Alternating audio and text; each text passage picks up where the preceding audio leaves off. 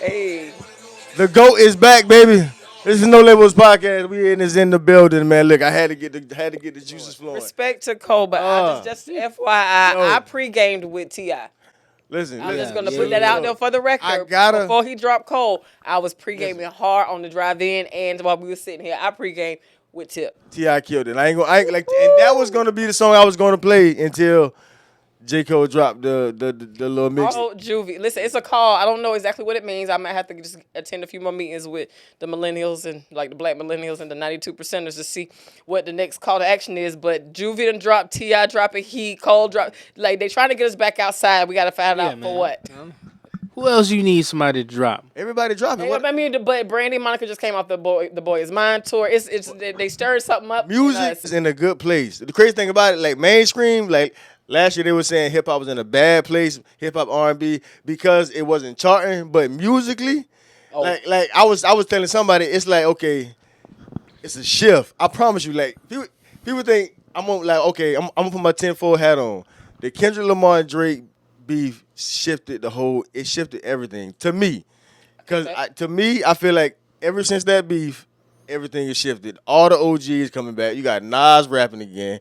You got Ti coming back. You got Juvie coming back. You got all the South Kings. You got and then people in the game. Last year, Chance the Rapper, crazy album. Yeah. JID Jig, Yeah, crazy yeah, album. yeah. Dave East Jig, Yeah. crazy album.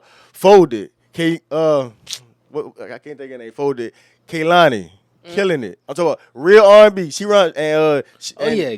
and she is a millennial. She with us. You know what I'm saying? So it's like music to me. Like that. It's like it's talking to the people. Bro, I was jamming B.O.B. hard yesterday. Listen, B.O.B. all it take- I love B.O.B., but I ain't heard him in a while. Hard. I love B.O.B. I was Yeah. just that type of flow and Yeah, music. clarity. Yes. Rhymes. Yes. I like that a lot.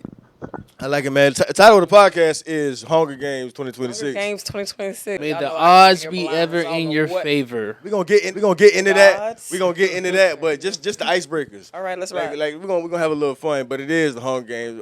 Don Lemon. Y'all heard about him? Absolutely. I heard about Don Lemon and what's going on. Don Lemon. I don't know if he still incarcerated or he's been No, released. he's out. Okay, so he's out. been released. I posted it on my page. I ride for Don Lemon. How y'all feel about the Don Lemon situation? First of all, let me get clarification. He got locked up because of the church incident. Yes. Yeah. Okay, so what? So I've been following it, but like he went in there because one of the pastors was allegedly working with ICE, or were they working with ICE or something like that? That's why he went in there. Okay. So I'll tell you my context on Don Lemon. To be fair and to anybody, I'll show where my bias are. Like I've worked as a journalist. I'm Yeah. a ride for journalists. Yeah. I personally really, really like Don Lemon. I've always known who he was as an anchor. Now I will say I wasn't all that connected when he was on CNN. I do remember when he got fired. I thought that was a little crazy, and you could tell that was like, oh, they was looking for anything because it was so, I thought shallow. But since he's been independent, I watched the Don Lemon show almost daily. They be cutting up over there, and he's free, but he's seasoned. He's been doing this for 30 years. Yes. And so for me, I find it very educational. Like as a student of just like journalism in the English language, I learned so much from watching his show. And he's going to tell the truth. He's not going to care, but then he's going to hit all the cultural points, and he can do whatever he wants. Now, so I say that to say I've been following, and I follow what his reporting is, and so keeping aware of what's going on in different parts of the nation. So you can isolate it to like, okay, he went to that church for that, but following it from a bigger context, he had been following what was been going on in Minneapolis for the whole time, and decided that, okay, let me get the team together and we're going to go there. Now, if you go back and just look at the archive of the videos he's done for the past 3 months, first of all, Don Lemon is great on the street, but he did a whole Man on the Street series, so it's not uncommon for him to go where things are to cover. They picked him up because he was in LA covering the Grammys, so he likes to be out and he's at his best with that. So this is what was happening in Minneapolis, so he got his team. And if you go back and watch the episodes, they were openly planning, saying, hey, we're going to go and get on the ground in Minneapolis and see what's happening. And so when you get on the ground as a journalist, you got to go where something is happening.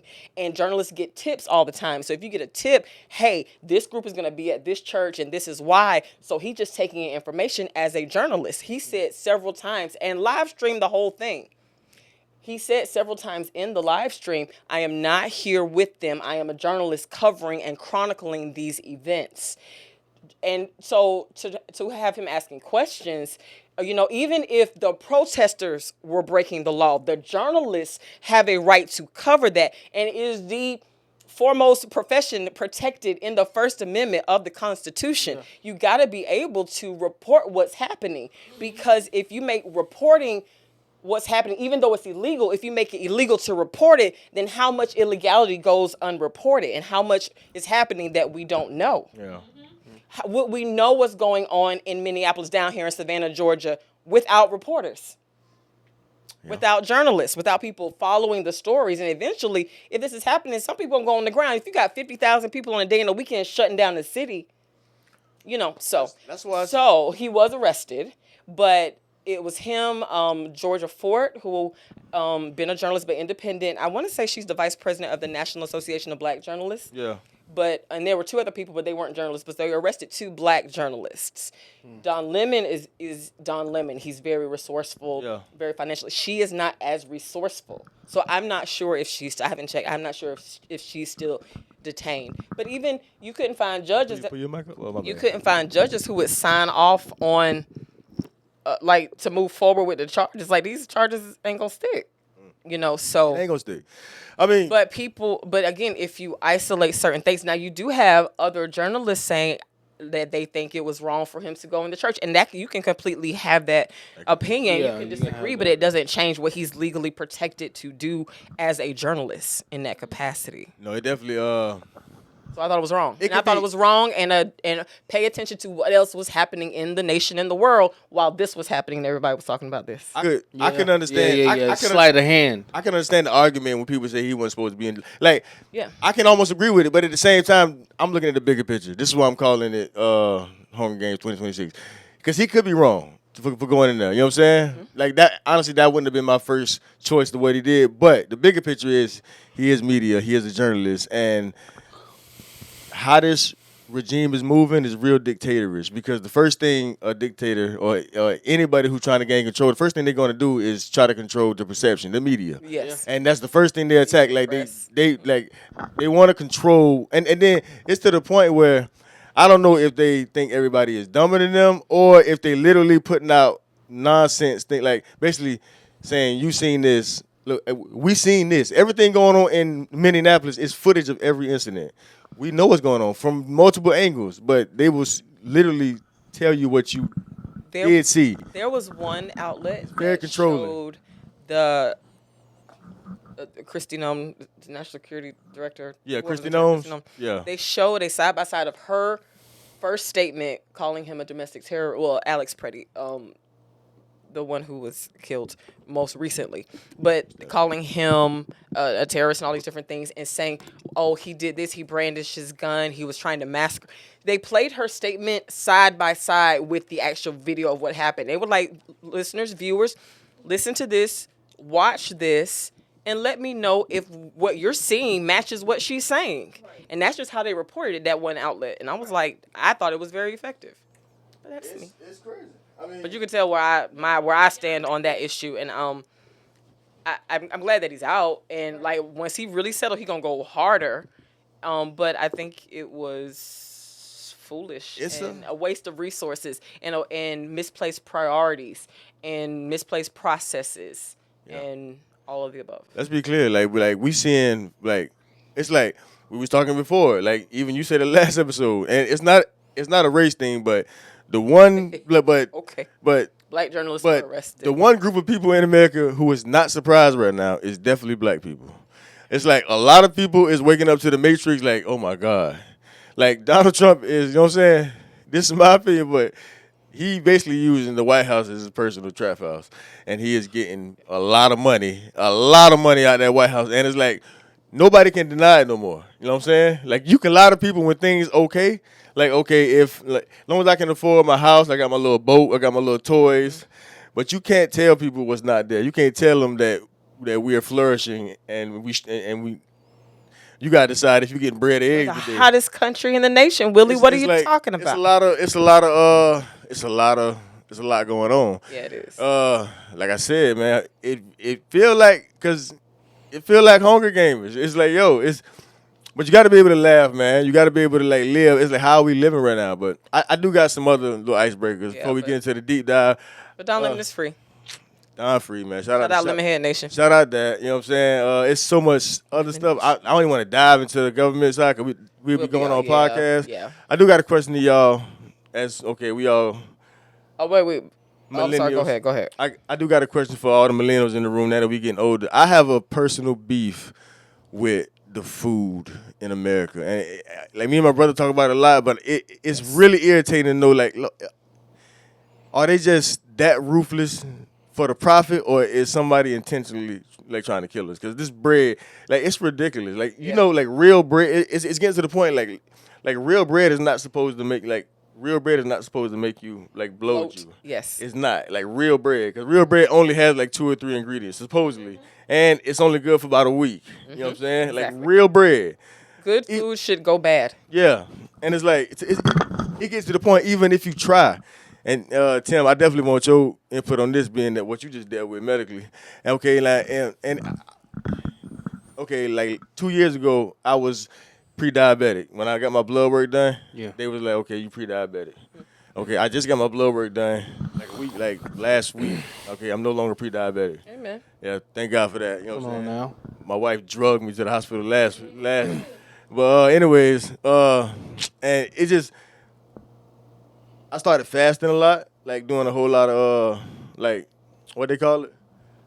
Intermittent fasting. Intermediate fasting. I Intermittent started doing that, and I started eating less of the food, like try to control, like, because whatever you buy, really, it's like, unless you got that bread, unless you buying cows, it's something in it. You know what I'm saying? Like, you can do the best that you can, and you can be aware, but at the end of the day, it's everywhere, like poison. Like even the camel noodle soup situation, when he got caught saying like, I don't want to eat this 3D print chicken.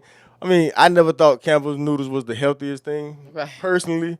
But just to hear them say it, just to hear someone say it, like, I'm not gonna eat this fake job. What you feeding thousands American, and I don't know. I'll say this before Tim goes, just really quickly. I've had a unique lens on that specifically, and I remember when I was in college at Savannah State, I took a global issues class. Yeah. And the final paper I wrote, she gave us like these categories, but we could write about whatever we want. And I wrote a paper that the premise was, or the thesis, or the question I posed, is genetically engineered food the answer to world hunger?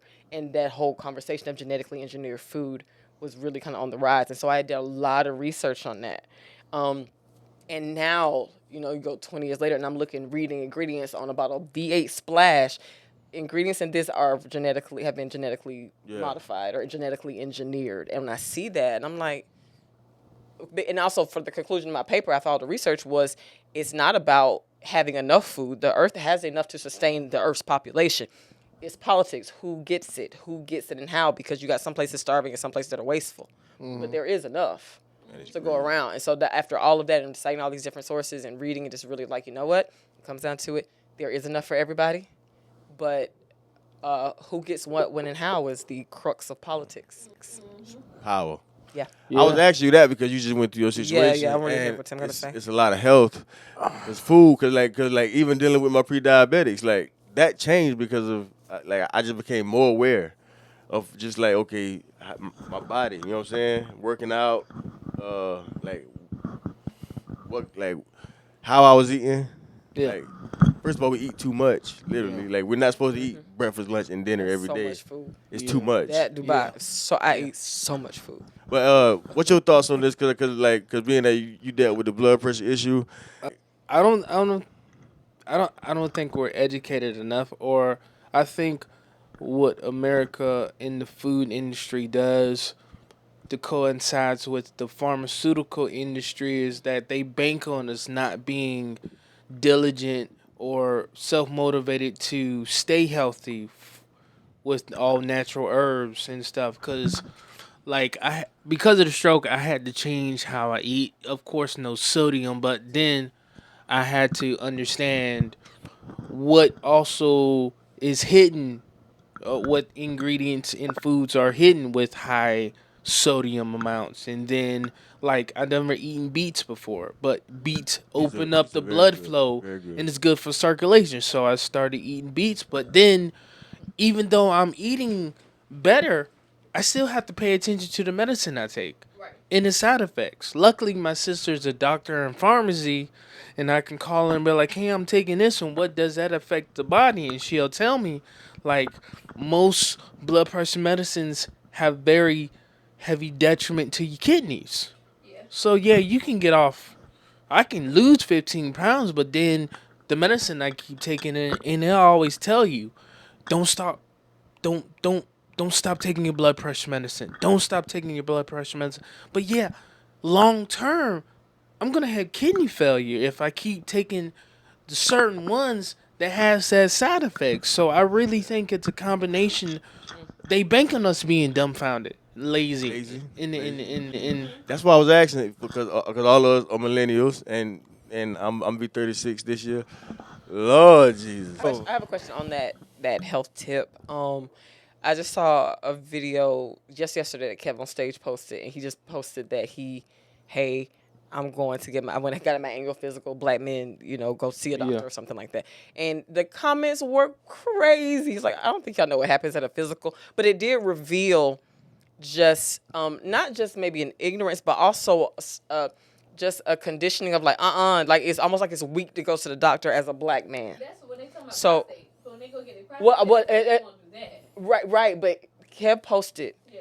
I just went and had my annual physical, and people were alluding to that because people kept making like finger up like jokes. He was like, I don't think y'all know what goes on. He said, I don't think y'all know what happens at a physical. You get blood work, you get Yeah. that. He's like, I don't think y'all know. Now that reveals an ignorance. If you think the only time a man should go to the doctor and every time he's going, that's what's happening, he's getting a prostate exam, And then a that fever. is an ignorance. But then also it's almost like that kind of class clown bully mentality where like, let me make a joke because I don't want to reveal that I'm insecure, I don't want to go, but you a simp for going to the doctor. It was that kind of energy. It is that. So I want to ask the two black men, as we're talking about food and health, what is there like a underlying It's a fear.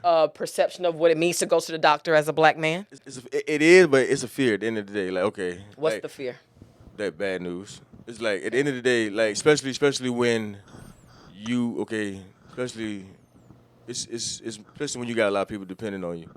And like I look at my daughter, and it's the fear that it's like ignorance is bliss.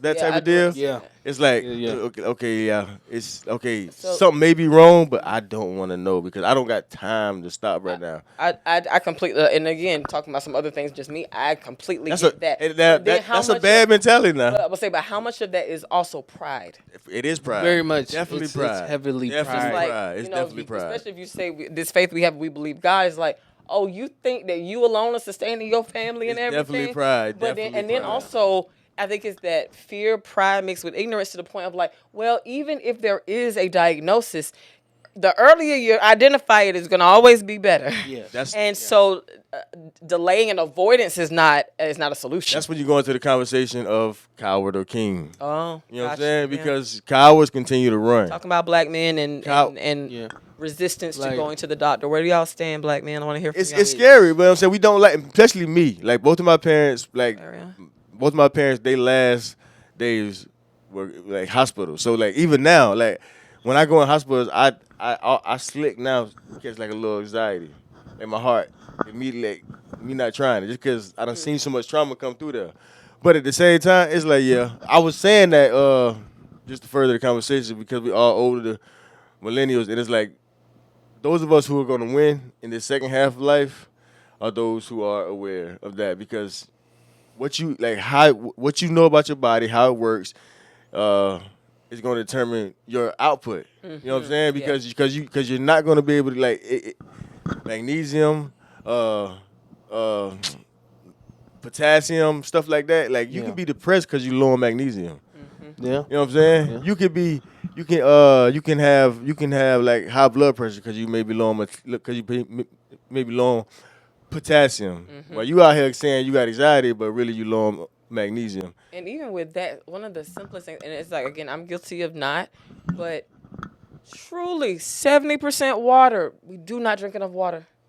Like, that's one of those things that before, and I'm trying to like train myself or well, I want to hit natural check marks before I go to medicines. I'm to your point earlier. I am personally very against any forever medicine. Medicine is bad. I do think if you've at a deficit so much, you might need something to kind of kickstart you. But what's my plan to get off of this? Very much so. What's my plan? What can I eat? Very much that so. you know on a regular basis. So I'm that person. But like to the point, I know some people as soon as they get a headache or a piece of one, they pop in for ibuprofen. Yeah. Like you didn't want to drink water first. Go have a sandwich first. Yeah. Take a nap, maybe. You know, go outside and breathe some fresh air and get some sun. I really do think that, like don't even want to go. Our bodies are designed to heal themselves if we connect with all. Here's the thing. Everything. I'm sorry, I'm rambling. Everything that they crush up and put into a pill came from the earth that God created. Right. Wait, Yeah. So extra twain. Yeah. what can I go to the garden and get? What can I go to the garden and get? I'm sorry. Oh. And that y'all have crushed up and concentrated into this pill, and I might need that to kickstart me. But what beets? You know, what carrots? You know, what For real. No, for real. Cause what protein sources for can real. I eat and drink? You know, am I drinking enough water? But that also Yeah, what- speaks to the mental. Oh, go ahead. I ain't the No. I mean, it's just overwhelming. And then it's not passed down from generation to generation. I didn't get passionate with health until my grandmother passed. She fell into a diabetic coma. And then she passed. That was my mom's best friend. Like, nobody understood. We just knew it as a sugar. But Right. we didn't know maybe we should have limited grandma's coffee intake and her sugar and stopped her from baking and those things. And from that sparked me of like, I don't care what it is. Even when I was in the hospital, I was asking them so many questions. And people was like, why are you doing this? I said, because I need to know But what is what's it? going on with I want me. to speak to the big issue. I want to speak to the big issue of what you talking about and what you talking about as far as the food. Because, like, okay, we know all this. Okay. Then there's an issue, an unspoken issue. You know what I'm saying? Like, I know what I'm doing is bad for me. You know what I'm saying? But I don't care. What is it that I don't care? Not to be sad, but I don't care. 'Cause, I mean, I ain't really got nothing to live for. If you being real, like no hope, Okay. no ambition. Because like, okay, if you ever see somebody, not on those, not on no suicidal job, but just like, yeah, I know this is bad, but I don't really, I like it. Okay, it's fun and it's like okay, I don't care because like, anybody get wealthy, anybody who get wealthy and get successful, what's the first thing they start doing? Taking care of their body. Right. Why? You know what I'm saying? It's like you gotta have, outside of doing the right thing, you gotta have something that's I don't like to say motivate because motivation is fleeting, get that. but you gotta have hope. You gotta have Yeah. you gotta have something to live for. You know what I'm saying? This is where the hope, because I don't care how bad you want it. You know what I'm saying? Like it gotta be something that you can hope, can see yourself in. You know what I'm saying? Something to wake up to. A dream, a purpose. You know what I'm saying? Something. So a lot of people use their family. Yeah, But it's like, I agree. And I'll say I'm kind of in a similar place where when I was trying to figure out which way you were going when you said that, like, well, I don't care. Like, I don't care for, I have nothing to live for, or I don't care because, it, you know, what is it, YOLO? yeah, you only live once. Or the one that I think can fall into is like I'm stuck in a convenience trap. Okay. You know, I see it's where- like I do everything from, you know what I'm saying, that I'm I'm doing everything. I'm responsible for all of my life. And something like I know it would be healthier. I know I got food but I got to cook it. It's just more convenient right now with the time that I have and the other things I have to do to go and just pay somebody else to hand it to me out a window. Yeah. You know, and Yeah, so for it's real. a convenience trap. But what I will say, and it has been working, is like, you know what, Audrey, okay, snap out of this, because if you really believe that this part of your life is going to be your life forever, then maybe you could keep doing this. But if you believe that there is more for you and bigger for you, then you got to eat for where you're going. You got to live for where Right. you're going. Yes. You got to Yes. dress for where you're going. Speak Yes. for where you're going. And so then when you have that future thing, that hope to reach for, the faith is that it changes your behavior. Yes. And so Yes. the inconvenience still rises, but you override it and go with a better decision. Yeah. I think That's fine. it's an economical aspect of it because when Yes. you start It making definitely more is that. money, You have to Definitely is budget. that. You when have you to start budget to making eat more right. money and you start getting rich or getting well off, you realize you are the tool. Yeah. You are the money making machine. So you see more wealthy people start working out, eating healthy because I gotta sustain this income not coming in this lifestyle. So I want to get healthy as much as I can to create that longevity for me still making money. When you're limited with your resources and your financial, Yes. and then you kind of settle for It wears whatever. down. And, on but you. then that goes back to the bigger thing. And I want to read it. Shout out Arian. I'm sorry. He's in the chat. He's in the. He's What's in, up, family? What's up, my No guy? Labels family. What's goody? What's He, going he on? obviously agrees with your point. He said all the medicines. He has a lot of comments, but the big one, all of the medicines they give help in one area and damage in another. He just made another comment, and I lost that one. Somebody get it back. But basically saying like it's all to feed. I'm sorry, shaking everything. It's all to feed this money machine, basically. Yes. It's Yeah. like so like y'all take this and it's gonna be good for you here, and it is gonna be good if your body was just that thing, but your body is a whole thing, and it's gonna damage something here. Yes. You know. So I wanted to shout out Aaron and give on that comment, but Family. also to what you're saying as far as like yes, the more financially stable people get, they start to work out. That's one of the things I'm like, okay, are you gonna budget this now? I got to budget a gym back in. I get that. I'm in that now, but then also when you're in a place where you see your finances start to get smaller, you have to buy the food you can afford, You can't Right, afford. That's right. facts. and so it's just Facts. like, okay. It's Money, the bro. reason McDonald's or fast food is seen Yeah. as like low level because it's the convenience of it because you might be working 2 or 3 jobs And the price. and the price of it. Yeah, I'm like I can go it's- get and- all this. and- That's what it's a reason the 4 for 4 popped. right. It's like And we at 30 minutes, but I do want to say this. We at 30. I do want to say this. It is price. It is all that, but at the same time, let's keep it real. It's depressing. It gets to a point where like when you working to like you can barely afford, like you get by, like you really can't. You really can't live. Like, so like yeah, people want better. They want to do more, but it wears on you. You know what I'm saying? Yeah. That's why winning, like small wins, are important. And money, like money is not the devil. You know what I'm saying? It's not. You want to find a way to bring in as much as you can, as quick as possible, legally. Like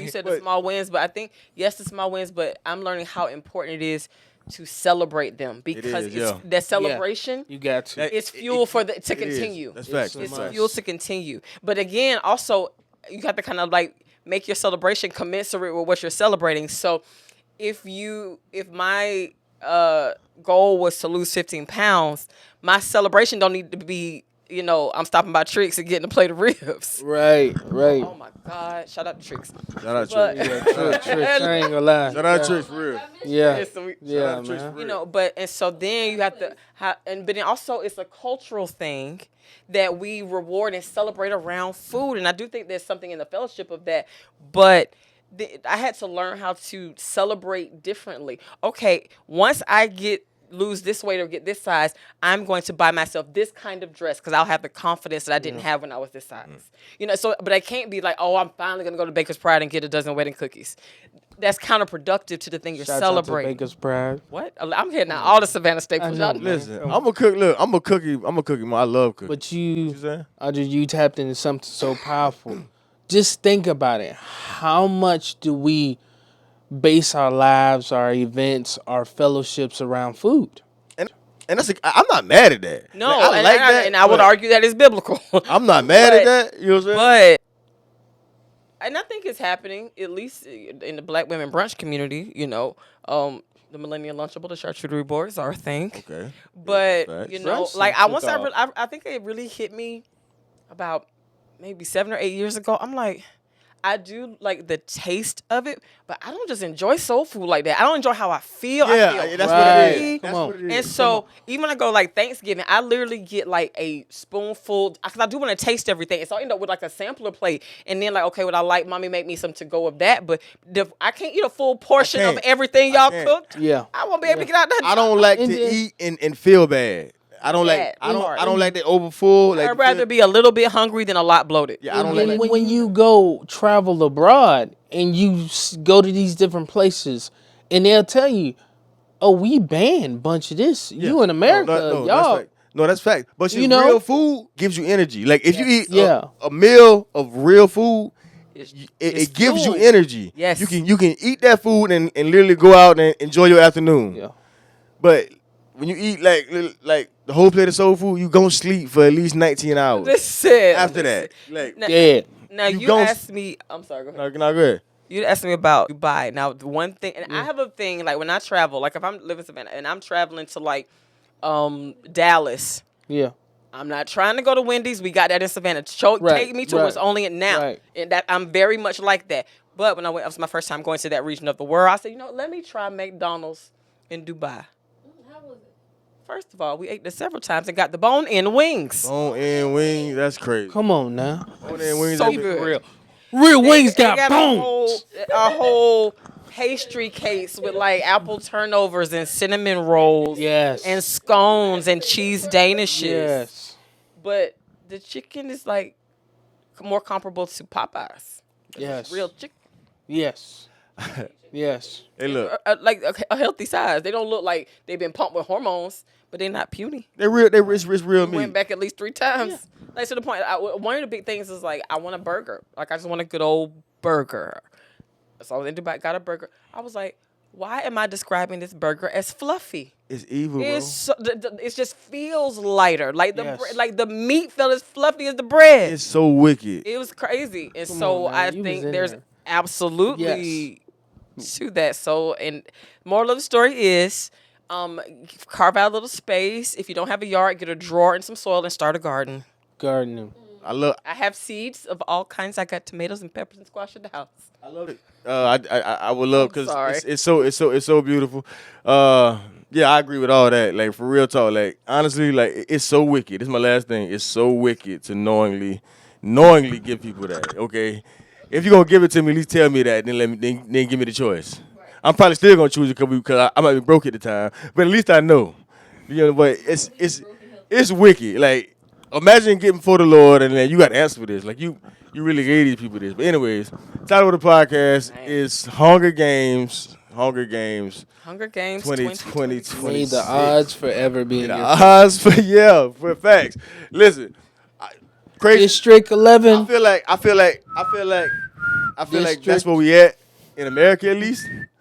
I feel like some Hunger Games type deal. I feel like the capital is really turning into the capital. Yeah. You know what I'm saying? Like I'm pretty sure everyone watched the movie, but it's like Yes, I even in the movie, like they had so much food that they had to take medicine, to throw up to eat more eat more food. food. Wow, they were starving. But anyways, Yeah. Yes. I Crazy. titled it that because you know what I'm saying. You know that quote like hard times create strong men create easy times create weak men, and it's like a constant circle. But I feel like times like this, as a believer, it's going to require certain people, because everybody not going to do it. Everybody not. It's levels, but sometimes people need to see God work a miracle through you.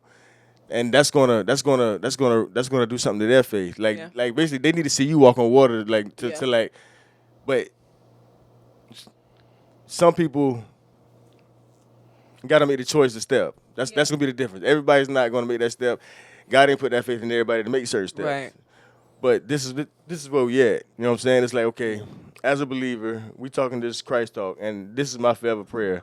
Like I don't just want to give talk. Like even my speech, I pray what we speak on this actually helps people. You know what I'm saying? Hit some with it. Like whatever God doing with it. I don't want to just talk this talk. And it's like, okay, yeah.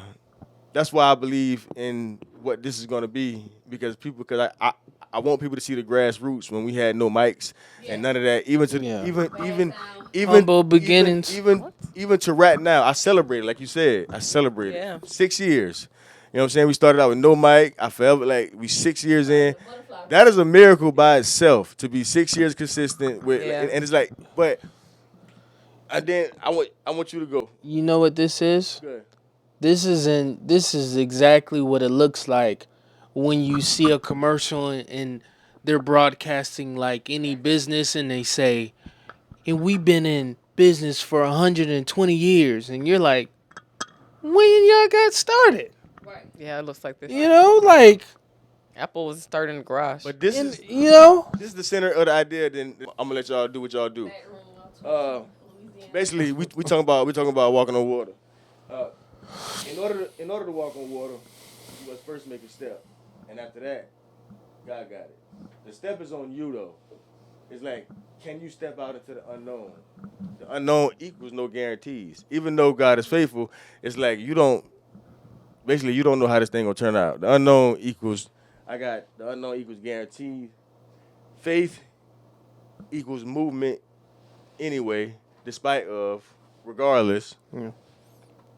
And grace is God meets you in the step. Okay, Peter walked on water. You know what I'm saying? yeah, That was a God thing. You know what I'm saying? But it was also a Peter thing. It was a partnership. yeah. Yeah. Because It was Yeah. a there duality. is no walking on water without the step. The Yeah. step is the scary part. Yeah. Like, imagine Peter, like, let's get real human. Like, imagine Peter's first step. It was terrifying, bro. What? Like, Yeah. but, and like I said, we all know the Bible story. If you don't, please go read it. It's in, I believe, is it in all three Gospels or is it only in two? Anyways, Matthew, John, and Luke, you're going to find it in there. But anyways, expand on that. Just even like, because I was going to title this podcast Total Dependence, but Yeah. I just, Okay. Why were you gonna call it total dependence? because that's the area that you have to get to in order to walk on water. Yes, I agree. Yeah. Total dependence. But this is gonna sound oppositional, but it also at the same time you having total. I'm sorry, I hit the mic.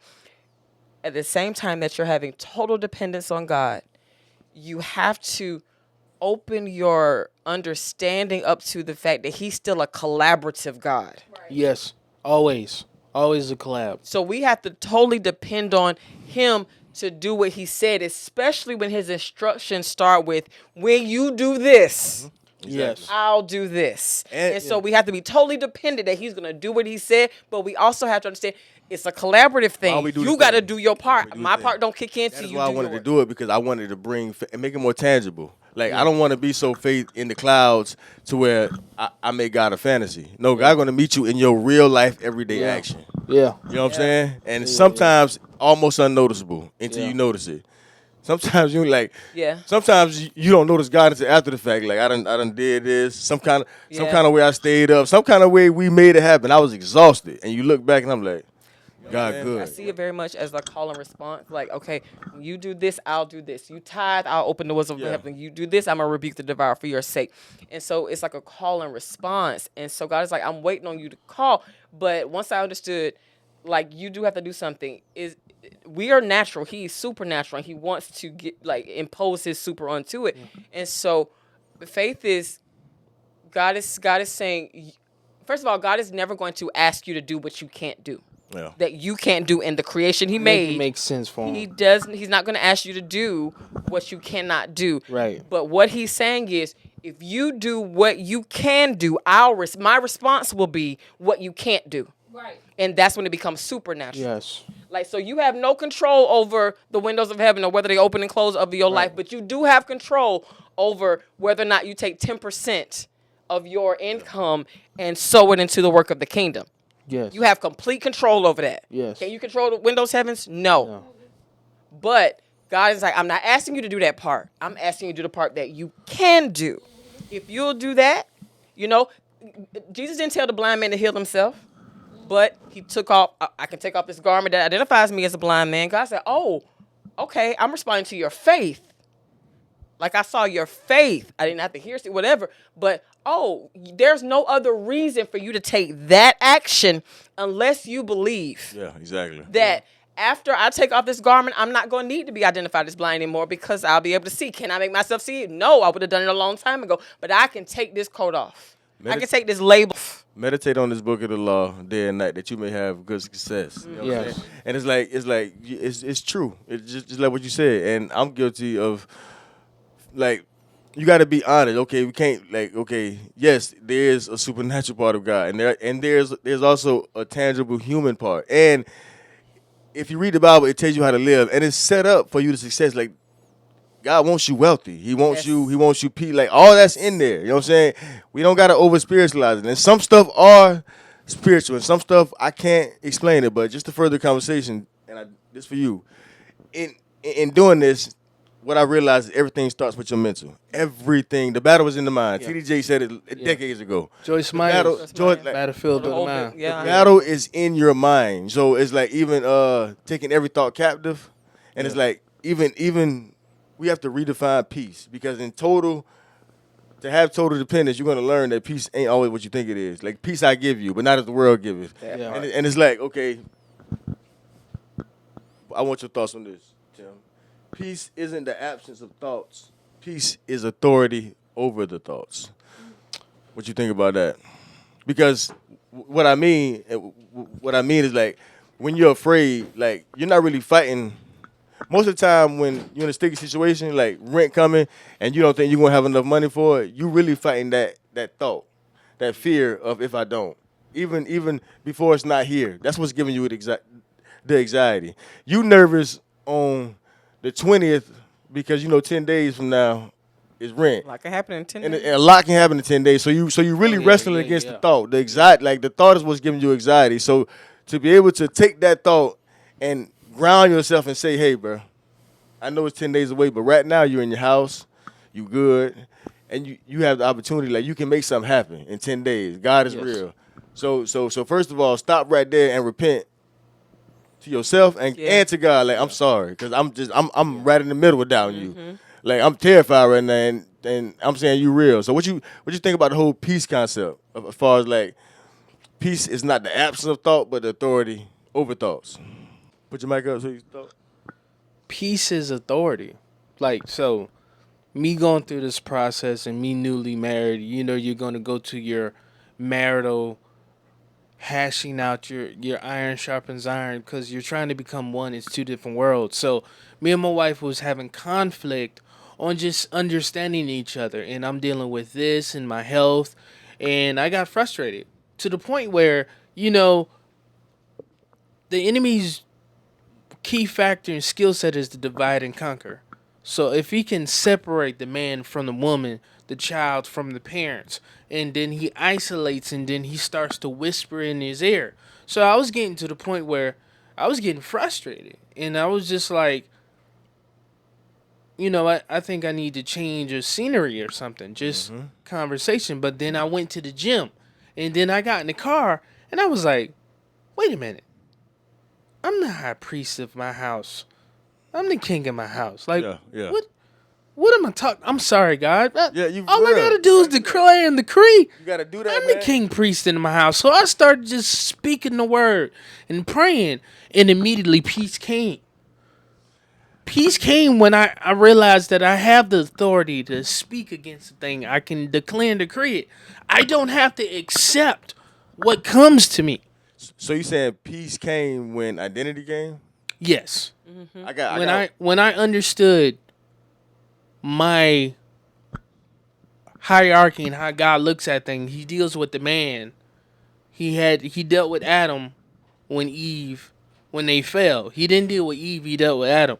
So He looks at the man as a certain type of role. When I understood and came back to myself and remember what my abilities was, and to speak to my situation, immediately the atmosphere shifted because I no longer had to accept what was going on. I just had to speak and trust in the word. And then I went back to my wife and I was like, hey, we're not going to do this. This is who we are. These are our strengths. This is what I saw in her a settlement, a calmness come upon her, because now Mike. I saw a settlement and a calm come over her because now I was leading with authority. What? Just by you saying, I ain't trying to cut you off, but that has a lot to do with it, and God deal with me about it. Like, your temperament has a lot to do with her temperament. Yes. You know what I'm saying? Like, if you're calm, they feel you're calm. Yes. And I'm not saying they as if women not in the room, but I'm like, it's a part of leading. It's controlling your emotions as a man. You know what I'm saying? Like I can't be panicky right now. You know what I'm Right, saying? Because right. she's gonna be panicky. Not saying it's follow leader, but it's like I don't know And how that's to a explain very thing because I don't think most men It's hard. understand that. Like she's reacting off of me. Your emotion. And I said the temperature. She's reacting off of Off how of I'm. you, So when I'm yeah. like, man, what's wrong with you? She's really acting. That's- I'm doing this because of It's a you. reflection. That's why it's important for a leader to, most of all, a leader must believe in the thing above all because she feels your confidence too. Like Yeah. you can't be confident in something you truly don't believe in. But I do, to further the conversation, I do got a question for you. What's that? Out of the piece, and for you, because it's a lot of working on the man before Jesus asked you to step out on the ocean. Like that Peter that stepped out in the ocean wasn't the same Peter that he first stepped up to. He had done good. It's done been some work done. He had to that be man broken. to even be willing to. You had to be step. broken. So- Like But I'll say this before the question, just to kind of button that up. then Even when it comes down to that moment where God's peace be still, there he sleep on the boat and Yeah. the storm is raging. Peter walks on water these different times, all these different things. And then if you see the cadence of Jesus' ministry, I look at it almost like if you like how you go through school. First is like lectures, and then you've got like lab work, and then you got like field work. And, Yes. and so it's almost like teachings, miracle signs and wonders, and now transfer. And I think the purpose of Jesus' ministry was to teach the kingdom, demonstrate the kingdom, and then transfer the kingdom to us. So if you look at the actions of Jesus in tandem with the teachings directly to his disciples, so much of his ministry was, the reason I came in this human form is to show you what you can do. what you can do. Exactly. Yeah. That's true. Why did you wake me up? Yeah. yeah, yeah. Yeah, that's facts. No, that's facts. Like I'm I'm showing. about to leave here, and I'm leaving you even a helper. And even when Jesus was tried, before the government, the Sadducees, Pharisees, all the things, and they were like, well, people say that you the Son of God and all this stuff. And one part of one of his responses was, yes, I am the Son of God, but I'm also the Son of Man, and part of my being here is showing you how much power is in you as what God created as man. Yeah, that's He made you in his image. So, yes, pray, yes, call on me, but I'm trying to collaborate with you in this thing. So I need to come and show you what's all in you. Just as, forget Son of God, just Son of Man. Do you know what all God put in man? It's a lot. Tap into that. Yes. Because there's so much power even in what we can naturally do. And God said, I still want to put some super on it, but I just want to put that point of Jesus' ministry was largely like, I'm here to show you what you can do. Outside of that, like, and the principles work even if you're not saved. Yes. The power of Yes. faith, Yes. the power of belief. Anybody's like the power of belief, real belief, dang near delusional belief. Show me one person who truly believed the thing and didn't achieve it. Truly believed it. Yeah. But other than that, okay, we talking about walking on water. We talking about doing things like this big to inspire others, to be evidence of God's power, of God's goodness. Not just healing sick, but to prosper. You know what I'm saying? To succeed against odds. You know what I'm saying? Like a real life underdog story. And it ain't always got to be underdog story. But anyways, one thing that peace requires is total dependence. But I got this. Like I got this for you. Okay. Sometimes your flesh fights peace because peace requires surrender, and surrender feels like vulnerability, and it's basically like anxiety is Hey, like can you say it one armor. more time? Okay. Sometimes the flesh fights peace because peace requires surrender, and surrender feels vulnerable. Yeah. And then I put it like this. Okay, for us, without knowing, and sometimes with knowing, like we have a desire to be in control. And anxiety is our shield for that. Is our armor to be in control, to always want to worry, always want to know. And it's like, Yeah. if anxiety is armor, is our armor that we use, then surrender feels like taking it off. Yes. You know what I'm saying? Yeah. Because now I have to really let go of control and give it to God. And that is hard, especially for somebody like me. I can't speak for everybody, but for me to like not be irresponsible, but to really take my hands off the outcome. You know what I'm saying? And say, okay, I'm going to be excellent. I'm going to move in a way that I believe that you want me to move. But as far as the outcome, as far as how I'm gonna do this, I'm letting go of that. I'm letting go of control of the overall vision, the overall dream. You know what I'm saying? If So- that makes sense. I think one of the first things, that, as you were saying, is that word control. We Okay. do. We want control. We want to be able to know. We want to know. And so much of trust in God and so much of faith is acting on what we acting even though we don't know, but we believe. Yeah. And so we do want control. And if we can kind of figure out the nuanced difference and really feel the nuanced difference between, first of all, control to me, when I hear it, implies like a force sometimes. Sometimes it can be easy to gain control over superficial things, like I'm just bigger than you, so I can beat you up and take your lunch money. Yeah. Or there is a control, again, a control that can come with like weaponry. Like, okay, I control the situation because I got all the guns. Yeah. But there is a nuanced difference, and so God never promised us that we'll have control, but we do have authority, and you got to be careful that we Yes. don't Yeah. mix those two up. Right. And so, control could be like your son is bigger than you and could throw you across the room if he wanted to, but your authority as a parent is so powerful that he would never even try it. And so I think that peace is vulnerable to surrender the control. And the truth is, how much do we really have control over? But the battlefield, to your point, is in the mind. in the mind. I do have authority over my mind. I have the mind that Christ had. That's according to the word. I can declare over my mind, I have the mind of Christ and the full authority that comes with that. And that authority was a gift. I didn't have to earn it. And it doesn't give me control over what happens, but it gives me authority over my response. And if I can, I think, rest in my authority, that comes with a peace, and I can still relinquish control, because even control is kind of an illusion, because how much do you really have anyway? Control is definitely an illusion, and that's the point. Control is But also authority is something that you do have to exercise. You can is. have it, but if you never use it, I remember saying actually to someone at work, to a peer, I said, listen, you got to stop complaining about what we have the authority to manage. yeah.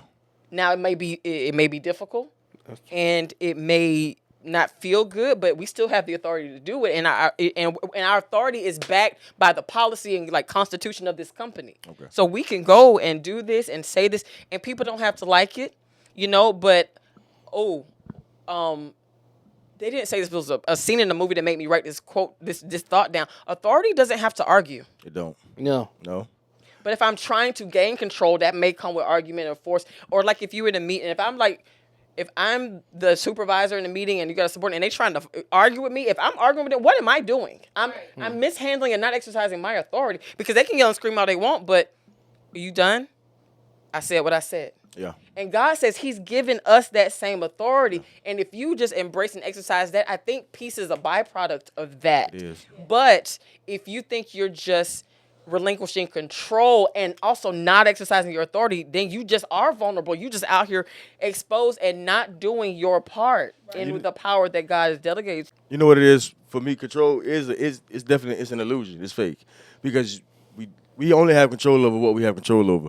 What it is a response to trauma. What I'm trying to control is, okay, this is my mentality. Keandra knows, like, it's this thing like not even on them. I will never ever quit. I know at the end of everything is good. That's my mentality.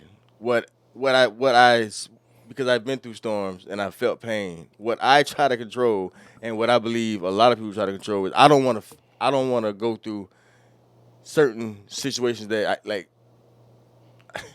sometimes you get tired of fighting, basically. Yes. And you try to, but see what, like, it comes with it. Like, being an entrepreneur comes with being an entrepreneur. Anybody who's a true entrepreneur, like, Yes. it comes with, it's a lifestyle. Yeah. It's crazy. You know what I'm saying? And even what we doing, it's certain battles that come with it. Yeah. And it's like now I'm in a place of acceptance that I'm cool with it. Mm-hmm. And it's not even me, it's them.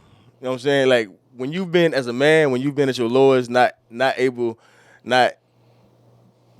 been able to afford to provide for your family, I've been there. That is the worst feeling in the world, and that is what I've battled to control. But it's a response to trauma. It's a fear. It's a fear-based trauma, and it's not knowing your authority. It's not standing in your identity, and it's a way that Satan uses. It's a tricky way.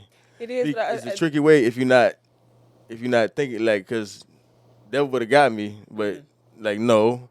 Nah, that's It's subtle how It's he trauma. It's approaches- subtle, but you respond, especially after I just lost my mother. Oh my God, I don't want nothing unexpected. Listen. Nothing. Right. I don't want nothing. Nothing I don't new. see coming. Yes. You know what I'm Nothing saying? new. And it's like, Listen, after my daughter, for at least 3 or 4 years, I would not watch anything that I hadn't already seen before. I didn't want no control. yeah, control. Trauma response. It's a trauma response. But what I was gonna say, like everything you just said, I think describes the true like humanity of living in this particular faith. And so imagine like, okay, you're on this journey, you got to get from here to here. Here is the promise of God. I believe.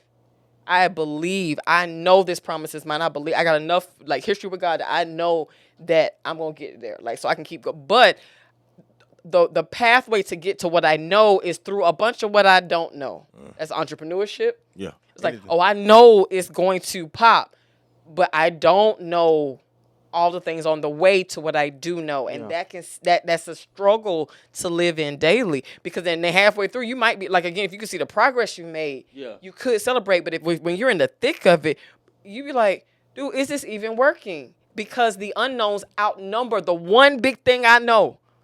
But I got 18 things that I don't know, and I got to go through this gauntlet of stuff and hold on to this belief. That is what it means to be a believer and a human. Yeah, that's right. And You know, it's like you got. That's why God says, you know, David says, magnify the Lord, make this bigger on purpose. Make God bigger, make what He promised you bigger, make what He's already done for you bigger, make it all bigger. Those things that you can't see are eternal. Hold on to that. And it sounds crazy, and it make you feel like you live in an upside down world sometimes when you consider the society and things we live in. But God said, listen, stand on this stuff, and it's going to be a whole lot of unknowns on the way to what you can be sure of and take to the bank. Yeah. Do you have the fortitude, the perseverance, you know, for that journey? Oh, that's facts. That's facts. Did you pack your authority? Yeah. That's facts. Because you're going to need it to get through some of these things that you don't know, because you're not going to be able to control what you don't know. Yeah. But I've given you a secret weapon called authority to declare and decree that something is and it will be.